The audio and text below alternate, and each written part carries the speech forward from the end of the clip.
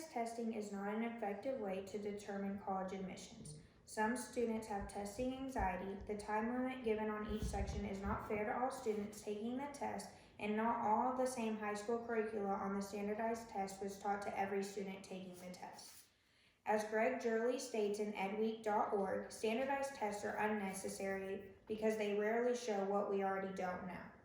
Ask any teacher and they can tell you which students can read or write. That telling usually comes from the form of letter grades or evaluations that break down progressive skills. Recently in the U.S., various studies have been conducted to research whether or not high school students should have to take standardized testing such as the SAT or ACT to be accepted into college. Referring to an article posted by the Washington Post, for years, questions have been raised about the validity and value of SAT and ACT scores in college admissions. As Valerie Strauss stated in the Washington Post, the College Board has paid for research touting the predictive value of SAT scores and forecasting how students will do in college and beyond, but critics have questioned the research. We cannot ignore this problem any longer. Today, I would like to persuade you to take a stand against taking standardized testing for college admissions.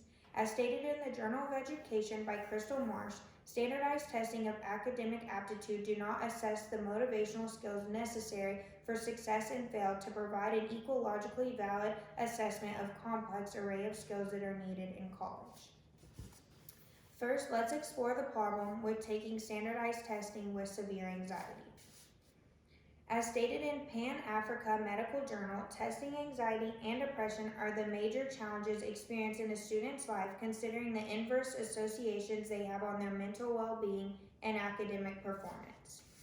A chart from February 27, 2019, The Economist states that 75% of people in the United States ages 13 to 18 have major testing anxiety and ranks it at the top of the list when comparing it to drug addiction and even bullying.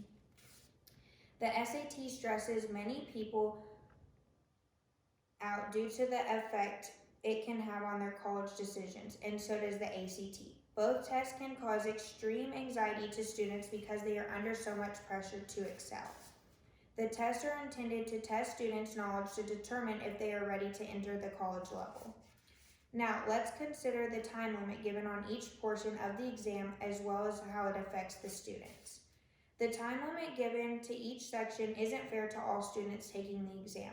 According to The Atlantic, a site for educational learning about standardized testing, the time limit given is not suitable for all students. However, some students may choose to apply to have extra testing time at the end of the test. The problem with that is that not everyone that applies gets that extra time. According to Ruth Collar, an Ohio State University law professor and scholar for disability discrimination, a time-limited test is a bad measure of the things that schools theoretically want to see, such as critical thinking skills and college readiness. It is unfair to base a grade off of a timed test when a student may not have had enough time to finish that section. Even though taking the standardized tests provided by the state may seem like a good idea, not every student that signs up to take this test will be taught the same curricula. Now that we have outlined the problem, let's look for a better solution.